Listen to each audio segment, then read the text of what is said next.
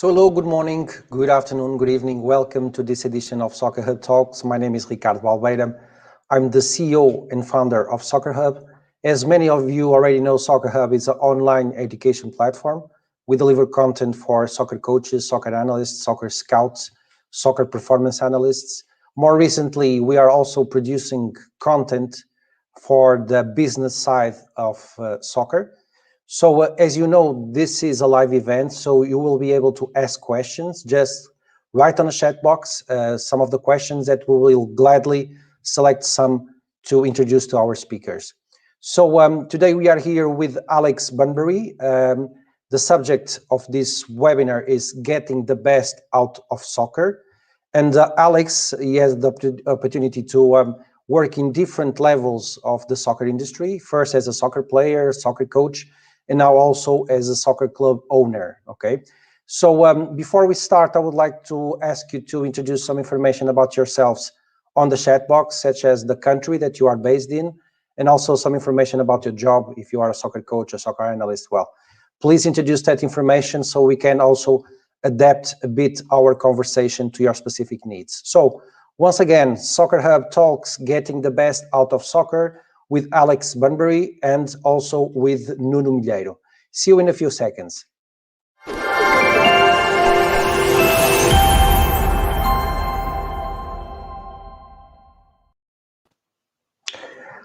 Hello, Alex. Hello, Nuno. Thank you, Alex, for accepting our invitation.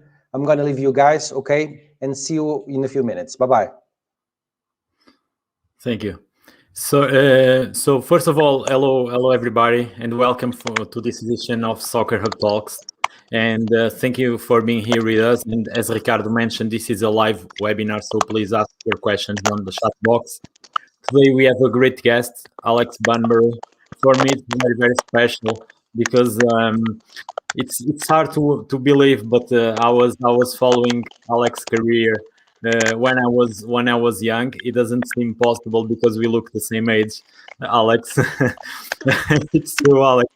It doesn't seem possible, but yeah, I've been all these years waiting to speak to you. So it's a big pleasure, a big honor. Thank you for being in here.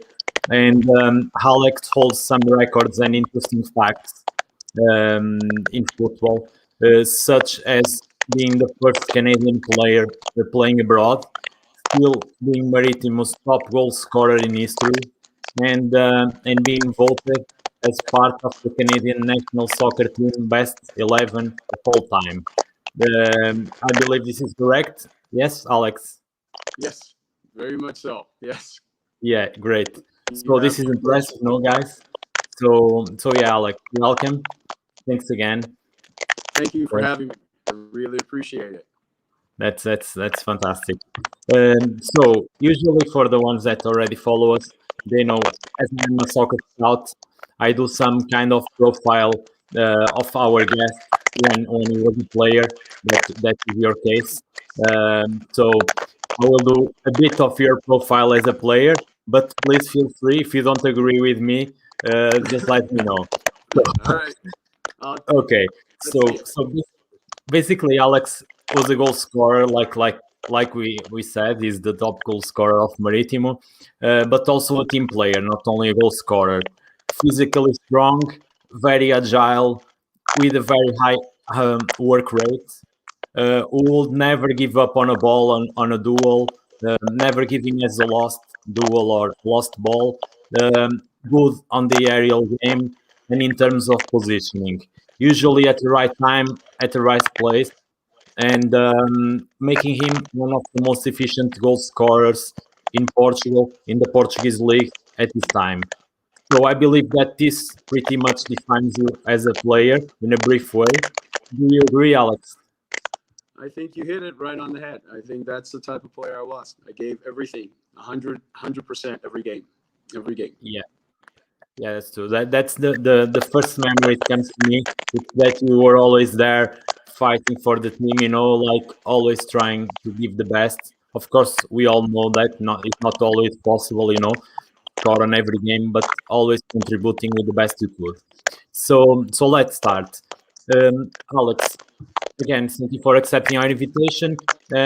So let's start from the beginning. Your career as a footballer that you've been talking. How did it start, and how come did you decide to become a football player in a country where soccer, in this case, was this soccer is called soccer, doesn't have so much expression like other sports? Well, first of all, thank you, Nuno, for having me. I really appreciate this opportunity to have a discussion with you about my career and what it has meant to me as a player and now as a former player. Of course, soccer or football isn't the at the time when I was younger was not the number one sport in Canada by far. It was hockey. Yeah. Okay, and I played hockey. I grew up playing hockey, but my older brothers played football and soccer, and they got me involved in the sport at the age of 12. So I started at a very late age. At the age of 12 in St. Leonard, I was taught how to play the game by the Italians. Okay. And I fell in love with the sport immediately. There was something about the sport that really gravitated to my personality, and the rest is history. I worked really hard. I had really good coaches, and I played with a lot of good players that enabled me to improve holistically in the game. And I ended up being a professional football player for a very long time, and I'm very humble and grateful. Yeah, for sure, and we are also happy that you chose football. Not that we don't appreciate ice hockey, but here is not so popular, or all over the world, football is more. So, and just a question. It wasn't here prepared. Do you think that if you were becoming a hockey player, you'll have such a great career like you had as a football player, or you are not that good at hockey? I was actually very good. I was a very good hockey player. Yeah, I was Yeah. very good. There was just something that any sport that I participated in, I excelled in it because I had the mentality of I wanted to be the best that I could be. Um, I can never say where I would have ended up with hockey, but I was a pretty good hockey player. But that doesn't matter anymore because I played the number one Yeah. sport in the world and I loved it. And I Yeah. loved it. I loved every minute. Yeah, exactly. And for sure, you couldn't play ice hockey in Madeira, so it's good that you chose that you chose soccer. So that's a good. It was a good choice for all of them. Yeah. That would have been So, interesting to play hockey in the. oh yeah, yeah. You never know in the future. You never know. Now you can play beach soccer in Russia, so you know. So you never know. So can you share with us, please, how it came across the offer and the opportunity to play in Europe for the first time, especially for such a big club as West Ham, and play on the Premier League? Well, it wasn't an easy journey. Um, we had the Canadian Soccer League that I played. My first professional team was the Hamilton Steelers in Hamilton, Ontario, Canada, and I played in that league for I think I started I was 18 and I played in that league for like 4 years, and I thought that I could play at a higher level.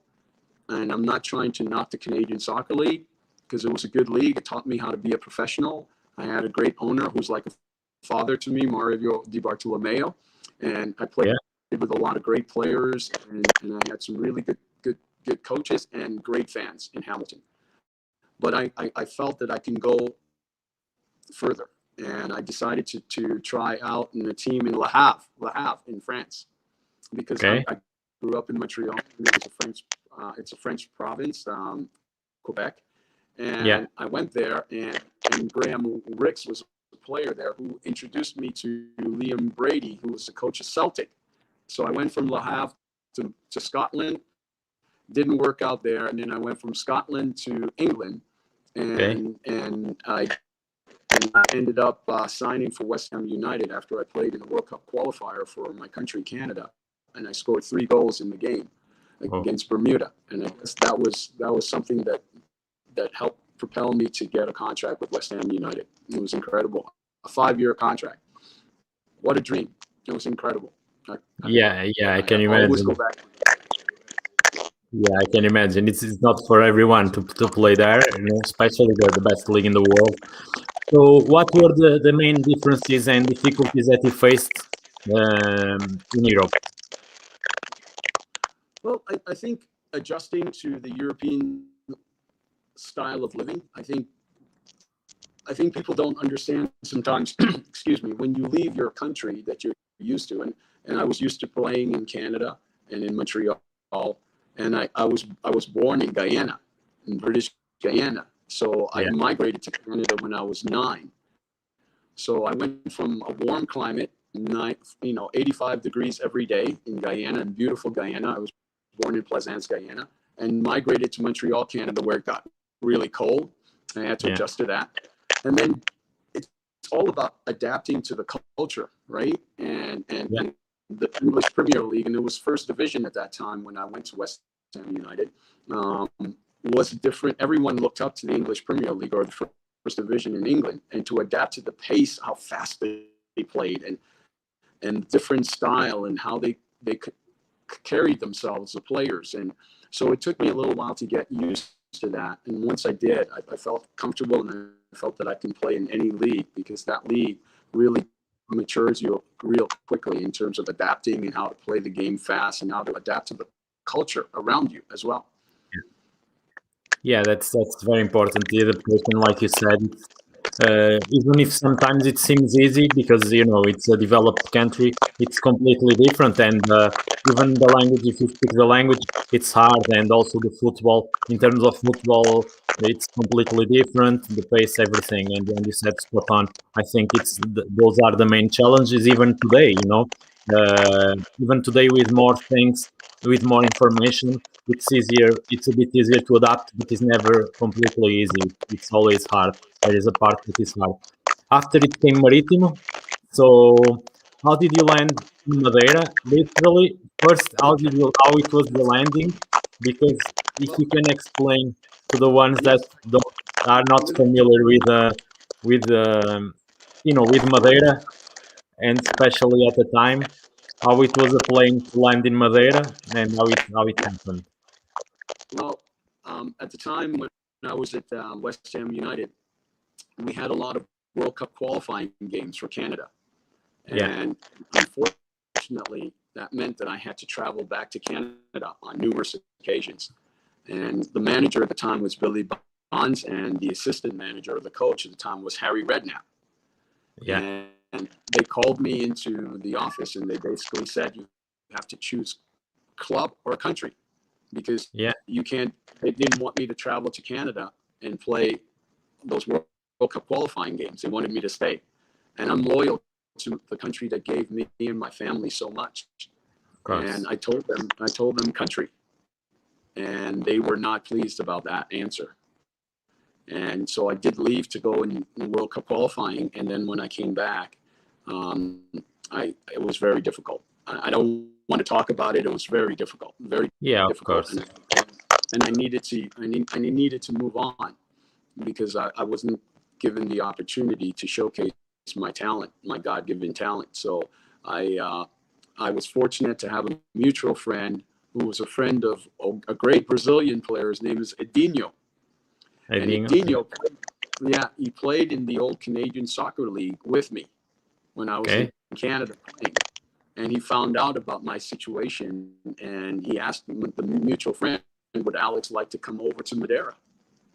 And I have to be honest with you, my first thought was, I don't want to go to Portugal and play. Yeah, I'm here in England. I'm in the best league. You understand? I didn't want yeah, to leave. But things didn't get any better, and I finally decided to go to Madeira. And the landing, when I was on the plane and landed, oh my gosh, at that airport, I was like, what?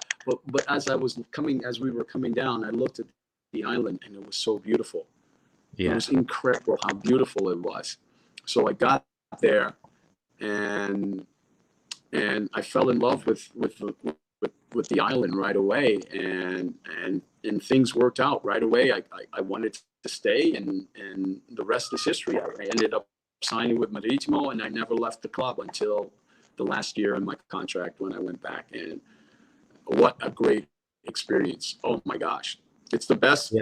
thing that ever happened to me outside of my family, my immediate family, my kids, and things of that nature. Playing for Marítimo. Oh my gosh. They're in my heart and always be in my heart. Yeah. Yeah, and I can see, and I can see in your eyes that you are still in love with Madeira and Marítimo. But I can tell everybody that, of course, we have people watching all over the world that are not so familiar with, with the club. Or everybody in Madeira loves you. You are one of the most, loved players ever in Madeira, and it's unanimous. Like. Everybody that I spoke with some friends telling that I was gonna do this webinar with you, and everybody remembers you, everybody loves you, as you know, and that is fantastic, because there are other clubs also in Madeira, but even the other club supporters, they respect you, and that's the most fantastic thing when you can, when you can touch people's hearts, and that's great. So now let's talk a bit more about what you've been doing after finishing after after scoring goals in the pitch. After finishing your career where you were scoring goals inside the pitch. So can you tell us how it was the transition and what role that you embraced straight away? Well, I've always believed in youth development, young Yeah. people, Yeah. giving them an opportunity to develop and to pass on my experiences. So on the island of Madeira, along with Jean Luis and Luis Manuel, a couple other players, we started a youth program that's called ISFUMA, Escola Futebol de Madeira. Okay. And what this youth program was, or still is to this day, is that we brought young people in and we worked with them and we showed them other things outside of football. Right? Okay. We showed them, we took them around the island and we did karting, horseback riding, and then we brought football, the thing that they love, into the focus. So when I retired from football, I know that's the thing that I know best is football, right? I can't pretend that I know anything better than football. Yeah. So I wanted to stay in that field, and what I started was my youth development program. My son comes from BUNBURY, many other kids, and I started it here in the state of Minnesota. And it's grown over the years, and we develop kids who move on to college and they move on to professional heights. So that's what I've been doing for the past 20 something years, is giving back to young people, especially people low income, underprivileged young people. We give them a great opportunity to be in an environment where they can learn not only how to play football, but they can learn about social things, how to take care of themselves, how to be disciplined, how to make commitments, how to focus on your academics, which is very important, something to fall back on. Yeah. So we put together a holistic approach of youth development, and we put them in a safe environment to learn how to develop and to become a better person and a better football player. So that's what I've been doing for the past 20 something years now since I retired. That's fantastic. Thanks for sharing. That's very altruistic from you also to work with people that they don't have so many possibilities or capabilities in terms of on financial things. So it's very altruistic, like I said. So it's brilliant. Congratulations for that. And more people must do it because sports are the main thing about sports is that also that part to allow young children also to to have a better life and to be involved in some as we all know, to be involved in something healthy and not to go to other ways. So that's fantastic, and that's great. So we all for sure appreciate that. So after that, in terms of you also had an experience as a club owner at some point. Yeah, I know that you are not owner anymore. How it came across this opportunity and why investing on a club, and why in Portugal and how it was the experience in general. Well, first of all, I believe that Portugal has the best system of developing players. I believe that when you look across the globe and you look at clubs at the highest level, you can almost find a Portuguese player in every club at the highest level. In every league at the highest level, there's at least one Portuguese player that's representing Portugal in that league. And then you think of all of the great players that have come out of the youth development system in Portugal. You know, Futuro, Luis Figo, Cristiano Ronaldo. I mean, I can go on. Paulo Sousa. I can go on. I mean, it's endless, right? So there's something about the way they're taught to play the game in Portugal. And the way they think, the intellect, their intelligence of the game, their knowledge of the game. And I played in the league, and I believe that league prepares you to play at the highest level better than any league in the world. And so because of that, I wanted to get involved and invest into a club. And things happened, and I needed to come out because I had some other things going on. But that was a great experience with Premier December. And I'm actually, once things are settled down here again, I would love to be a part of a big club in Portugal. And, and the big club, of course, would be the club of my heart. Okay, so you all know. You know who the club is, right? And that's something that I would love to be a part of. And who knows what can happen in the near future. I'm very, very serious about that too. Yeah, for sure that will happen for sure if it's your dream, and I'm sure that everybody will be happy, and you will be doing a great work there. So it was my next question, if you were considering investing again in another club. So we already answered, and you even answered each club. The answer is yes, 100% yes. And if I'm going to do it in Portugal, there's only one club that I would do it with. And I think everybody knows who that club would be. Yeah, that's amazing. That's great also from you to have that feeling, because it's important to be identified and to have that club for the club, and that's fantastic. Not only investing. It's a great club with a great tradition on a beautiful island with great supporters, and oh my gosh, what a dream come true it would be. Okay, yeah, that's completely true. I support you 100%, and I think you should do it. Yeah, go for it, and you are very welcome. I'll give Cristiano a call as well. I'll give Cristiano a call.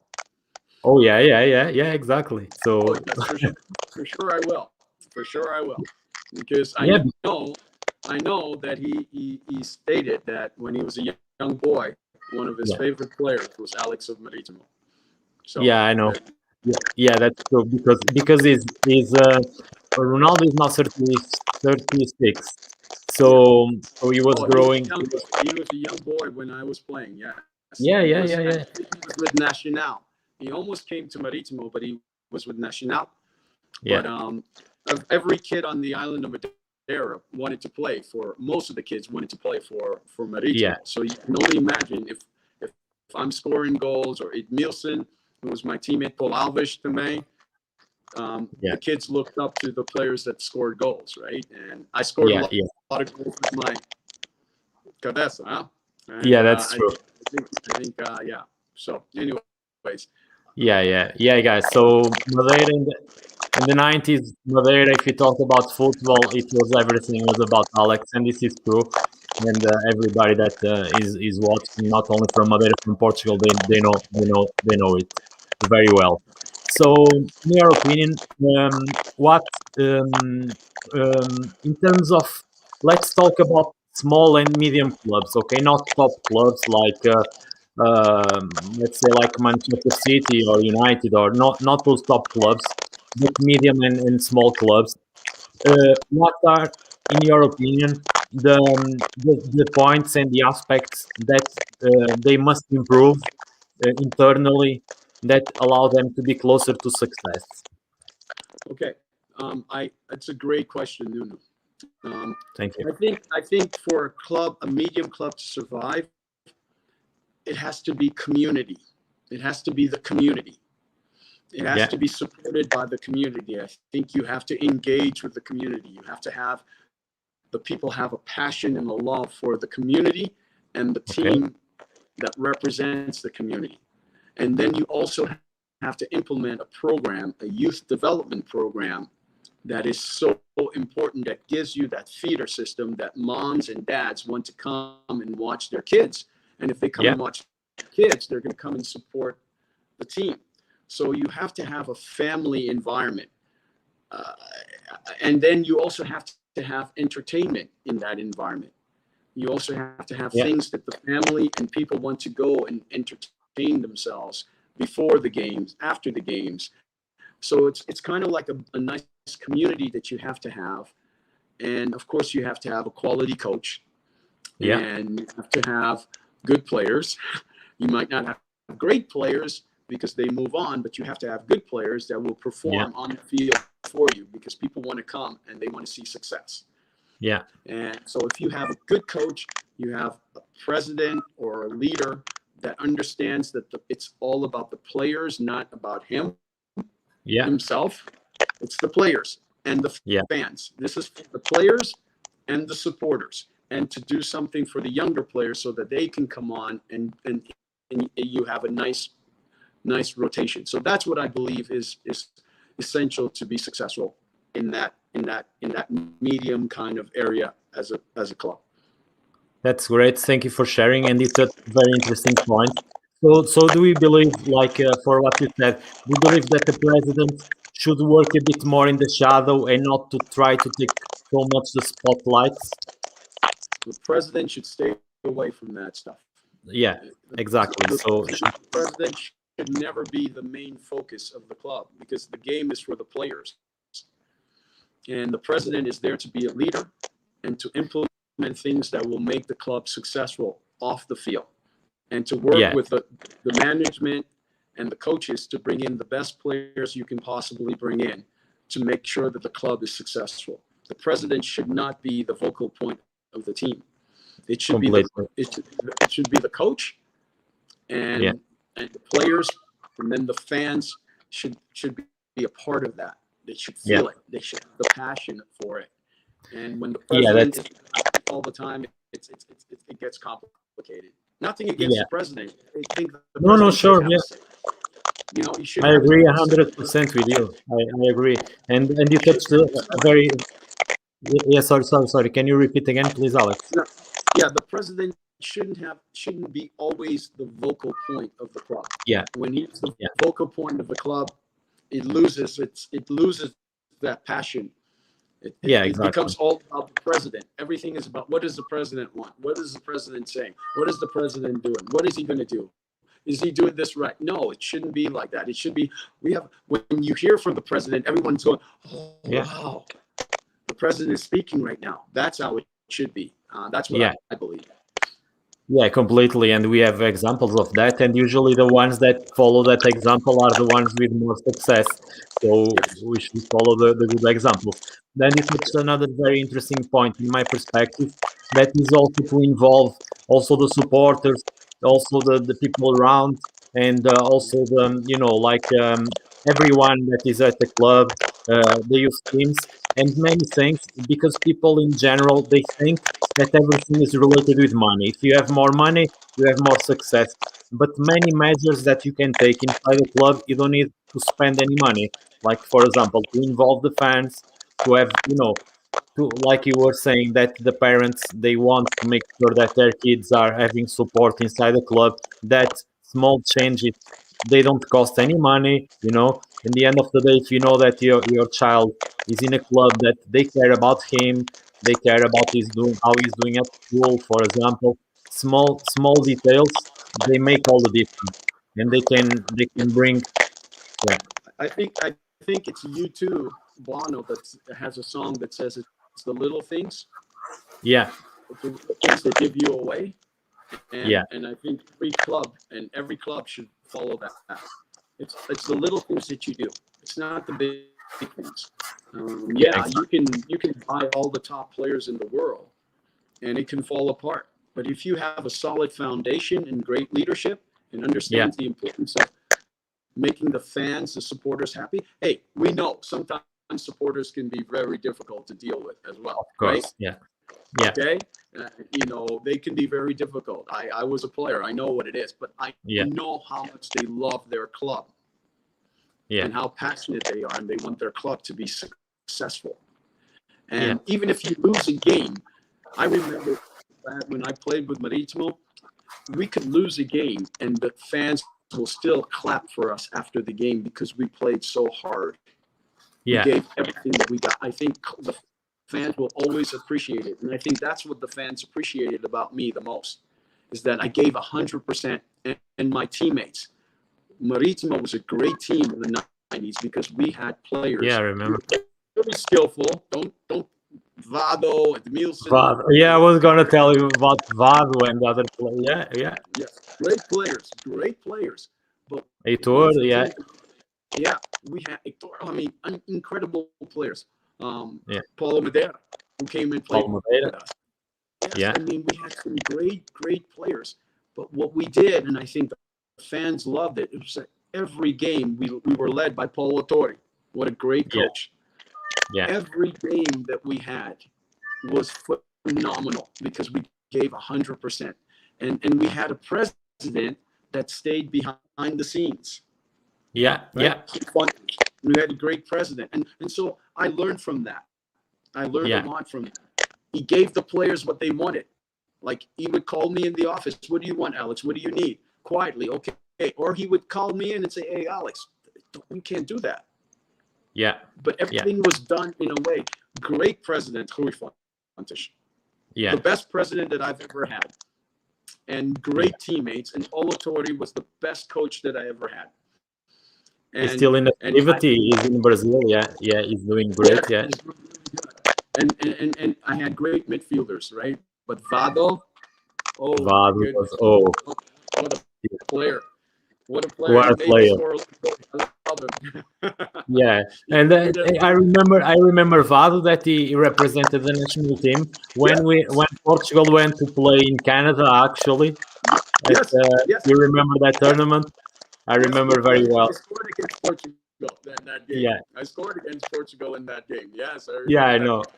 Paul Alves played in that game as well. So there was three. There was 3 Maritimo players represented in that game. Me for Canada, and Paul Alves and Vado for Portugal. I remember. That should tell you how special that team was. We had a special team. When we played against Juventus, for instance, we could have won both games against Baggio. I know about Roberto Baggio. That now actually there is a serial from Netflix about Roberto Baggio. He was such a legend. Can you tell us? This is a tell. Can you just share with people all over the world the story that you have with Baggio? That I know you have like a short story. No, I mean, one of the best compliments I've ever had as a player was when Vialli came up to me after the game and he said, "You are a great player." Gianluca Vialli. After the first game we played. And then Baggio, when we exchanged jersey after that game, he said, "You're an excellent player." And for me, that was one of the biggest compliments you can have, because at the time, Vialli and Baggio were incredible players. And we played with them. That should tell you how good of a team we had in that time. And great coaching. And great leadership and great supporters. Oh my gosh. I mean, just talking about it, I get excited again. I don't miss playing football, but I do miss the moments that I had with a great coach like Paulo Torre, great teammates like Vado and Paul Alves, to name a few, Edmilson, and a great president as well that we had with Rui Fontes. And the supporters, oh my gosh. They were incredible. And I would love to see Maritimo go back to those glory days. And I think they can. Of course. They will. And hopefully with you. Hopefully with you again in different positions. But there. And just also to send regards to Paulo Alves, that is a good friend also, Paulo Alves, and also to a friend that I have that is watching, and Alan, that is a Chelsea supporter.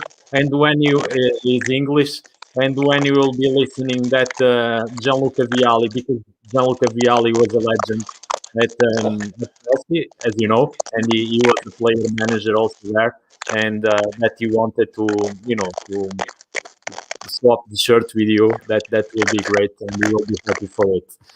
So that, yeah, that's fantastic. So you already talked a bit about the things that you believe that the club should change inside, or like the. But in your opinion, what's the importance also about the staff, the club staff, and also the different departments to reach the success? Do you also believe that, like you were saying, you believe that the president should not be under the spotlights, like you said, should be doing his work? So do you also think that the club have success, the department, so the president should delegate the tasks to the department, to give responsibilities to each department, and we believe those things should happen more than what they happen in reality, because you can see not only presidents, but you can see many people inside the club that want to do everything at the same time, and we all know that we don't know everything. No, you listen. Even in my business, I bring people along who are smarter than me in certain areas. That's Yeah, great leadership. If yeah, you think you're smart in every area, you will never be successful. You will that's never be true. successful. It's Yeah, short-lived. Maybe for a moment, yes, but after a while, it deteriorates. I think that yeah, you have a great leader puts the right people in the right position to do their job, and he yeah, or she lets them do their job. And if they're not doing their job well, then you can change that, right? yeah, That's what a leader does. of So course. I think you're right. You should let the people that you've hired come in and focus and let them be themselves, let them do what they're there to do. If you're watching everything that they're doing and you're telling them what to do and how they have to do it, you'll never be successful. Never be successful. I don't believe so. Yeah, that's true, and it's interesting. You touched about other industries, and you can see that other industries can be, if football wants to be an industry, and it's more recently, also can take good examples from other industries. We can never we can never conceive like big company to not to work in that way, to not have the department very well prepared, to have the best ones by your side, to have someone that understands better. For instance, we all know a bit about IT, but we are not specialists, so we need to have each one, the best ones on their departments, and like you said, around you. So do you see also crucial the investing on their education while also inside the club, to keep improving, to have more knowledge, and to have the best ones with you? Yeah, I think every club has to understand the importance of having good people working for you, people with integrity, with good Yeah, character, um, people that are willing to say no. That's not how we should do it when that's the case. And yeah, and and, and every club that follows in that pattern, they're usually very successful. Now, how do we judge success? Do we think success is always winning and playing? No, I think success is being able to put together a club that yeah, represents your community, your supporters, and your characteristics. That is success. And sometimes we tend to think that success is all about winning. Yes, at a yeah, professional level, winning is very, very important. But there's more to it than just winning. There's yeah, putting together, having people in the right position, because it's not only what the players do on the field. You have to have a good front office. yeah, You have to have your equipment man has to be good, or yeah, woman. I yeah, mean, all of these people need to be appreciated and acknowledged for the job that they did. And I think we did a great job of that, because Paulo Torre was very, very adamant that we treat everyone, because we're one family. Yeah. We're a family. He was blessed to be the leader of the family. And he wanted us all to reflect on who he is as a person and how he conducted himself as a person. And I thought that worked really well. And that meant everyone, not just the players, but the staff, the equipment worker, the ladies that cleaned our clothing. We had to give them gifts at a certain time. We all had to come and give them gifts to show them appreciation, how much we appreciated them. This was from Paulo Torre. Yeah. And from Rui Fontes. So as players, it drew us together. It made us a family. Yeah, exactly. And I was gonna say that. Yeah, I was gonna say that. Like, it's like a family, you know. Like a strong family needs to be like that, you know. And it's the same thing in a club, you know. And a club should be like a family. It should be built like a family. Yeah. And because, listen, even as teammates, we don't get along. All of the teammates don't like each other. No, of course. Yeah. At times you're upset at one of your teammates for whatever reason.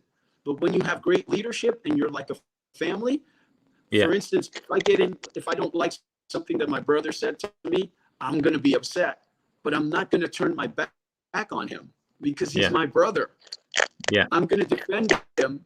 I can talk certain ways to him, but nobody else better mess with him.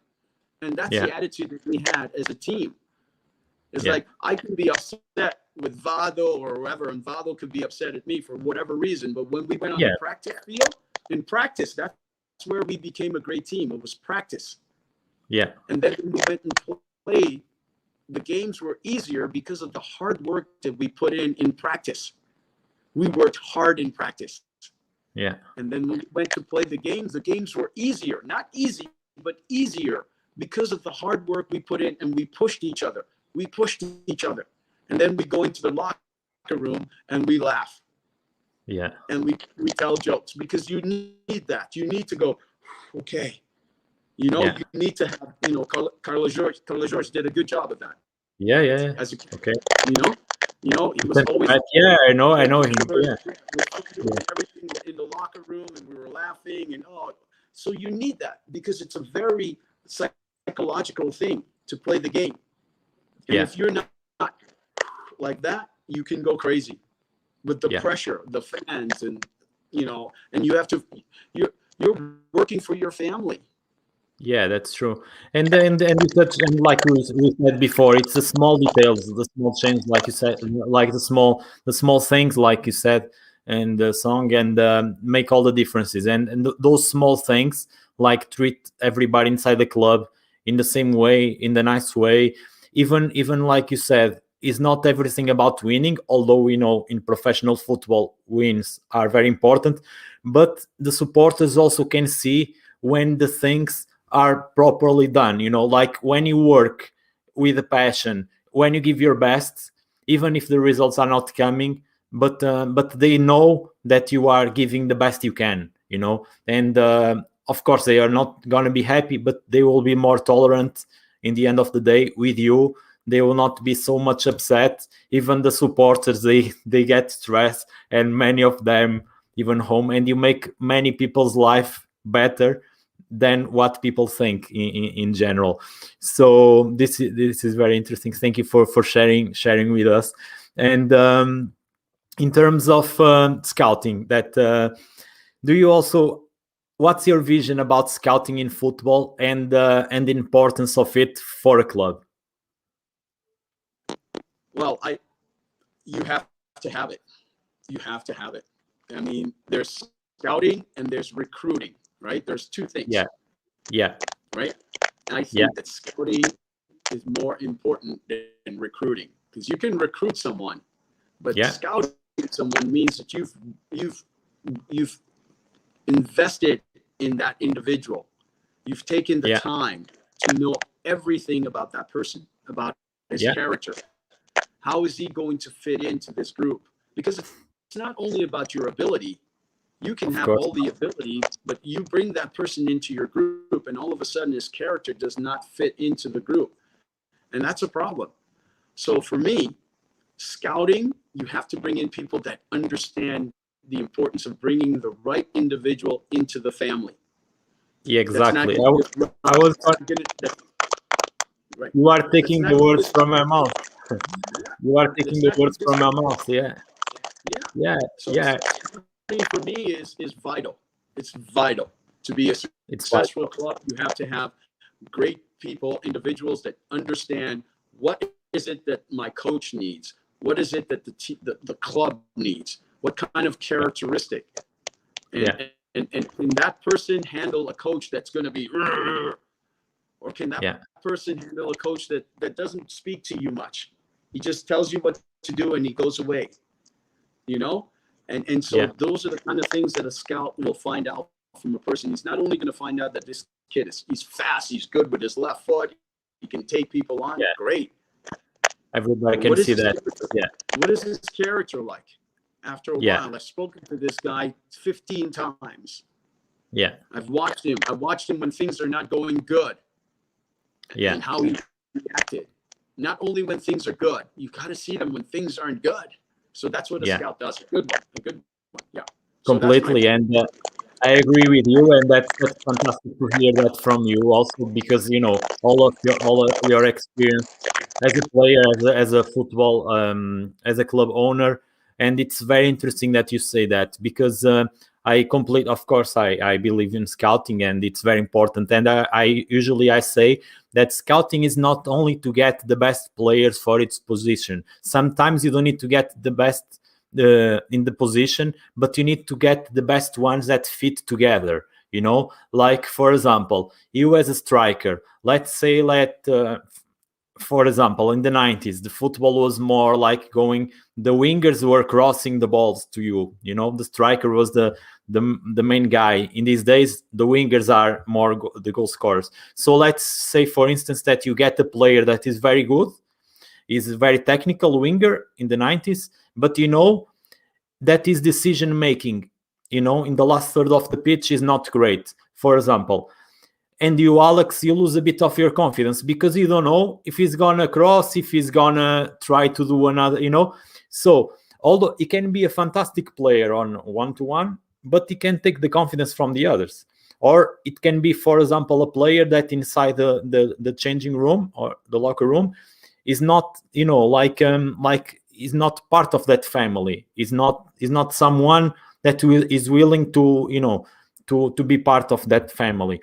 Those things are important. And the other thing that you said is also a scout is not only to say yes, it's also to say no to players, because sometimes, of course, all the clubs have identified, if they are doing well their job, they identify the best players. It's not that hard, But sometimes you need, even if that player is great, you need to know how to say no. He's not the kind of player for us, or because if adaptation, even if it's social life, depending on geography, where you are, located, where the club is, maybe that kind of player is not going to adapt to a smaller place, or is not going to adapt to a city that where the players go more, like the nightlife is much, it's much bigger. Small details, again, small things that seem easy, they make the difference. So yeah, that's great also to hear that from you. We are almost finishing. Unfortunately, we could stay here a long time talking. And how do you see it? So talking a bit about Canadian soccer, in this case soccer. So how do you see it currently with the new professional league being created recently? Well, I think I was a part of that. I was like an ambassador for the initiation of the league. I went from the East Coast to the West Coast promoting the league and doing their tryouts. And the response that I got from the people in all of the provinces that we went to was incredible. They wanted this badly. Canada to have its own identity, to give young players an opportunity to be able to play in a professional environment that can propel them to go play in Portugal or England or Germany. And I think unfortunately with COVID, there was a bit of a setback. And but the Canadian Premier League has been a very, very successful league from its first year, and I think David Clanahan and all of the staff has done a fantastic job in implementing the league with all of the owners who've invested into the league and taking a risk in doing that. And I think the league is going to be very successful, and I'm excited about it, and I'm hopeful to be an owner in the league at some point as well. For sure. That's fantastic. And to finish, can you reveal also? No, sorry. Another question. Do you see in the near future or whenever, do you see Canada playing a World Cup and competing along with the best nations in the world? Definitely. Can't look at Alphonso Davies. Yeah, exactly. I was. Yeah. Not only. We have some really talented players, young players that are very young, and they're playing in Europe, and they're doing really well in Europe as well. So they're gaining that experience. So they're not going to be intimidated by playing against other countries like the US or Jamaica or Mexico. So I see them playing in the World Cup very, very soon, very, very soon, competing against the best in the world. We have the talent. Okay, but just you can beat anyone, not Portugal. Okay, that can happen. We lost. Portugal lost against the US. Against the US in 2002. Yeah, and we drew. Yeah, not so long ago. So yeah, I never know. So I think that definitely will happen. And it's great that Canada is having the professional league, and there are great players. And another question that I didn't have in here, but it's just this is a conversation pretty much. So the questions, these things that also come to my mind and across the conversation. So do you also think, because I believe a lot, and people know I've been interviewing many people from US and Canada, and I think you guys are the best ones to, in terms of building, not only in sports, but we are talking about sports, like to see sports like also as an entertainment, so as a show, like where people go and can enjoy, and in Europe you cannot see that so much. So we have the Champions League is pretty much the only competition, and Premier League, you can also see that, in Bundesliga, but they've been also learning a lot with other American sports. Do you think also if you can bring that kind of experience to Europe, if you will be like a club owner again, do you think that's also important, like you said, to involve people, to enjoy the sport, to not just be purely like a business where you sell and you buy players like they were some kind of product? Absolutely. That's the idea. You need to entertain, not just going to a football game. You need to entertain outside of the football arena. And I think the Americans have that model, that entertainment. People want to come to that in that area and be entertained. And my philosophy would be to bring in the entertainment portion of it on top of that. There's a business side to it, and you want to be successful from a business perspective.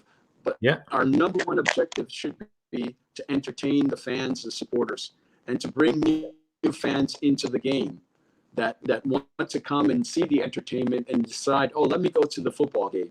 And now they're saying, oh, wow, this is amazing. These guys are amazing. And look at the atmosphere in here and the fans. And, oh, I've got to come back.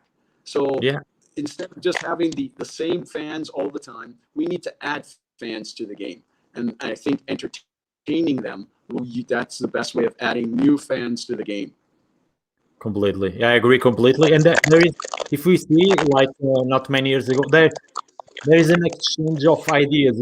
That's you can, of course, you can take ideas like we said from the best ones. So let's, for instance, the North America at some point they were taking the knowledge from Europe in terms of coaching to, like Jurgen Klinsmann was a big name in the US, for example, taking that knowledge, and also like Premier League and the Bundesliga, they went to learn how to build that part of entertainment.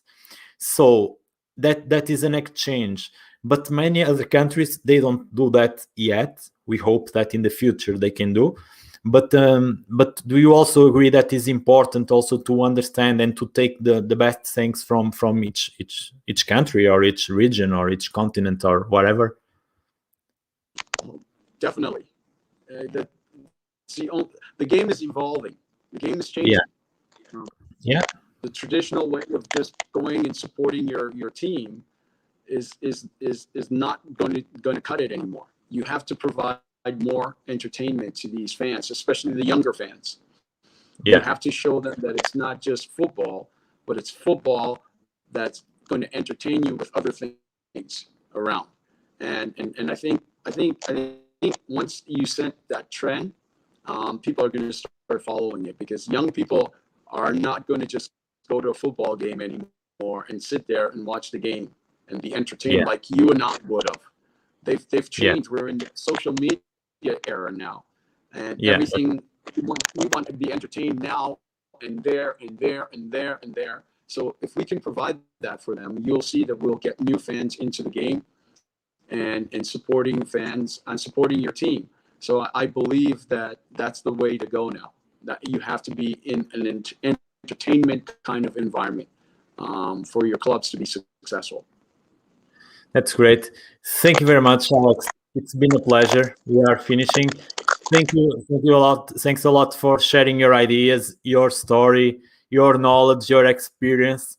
It's been really an honor to me, and a pleasure, big pleasure, being honest to you.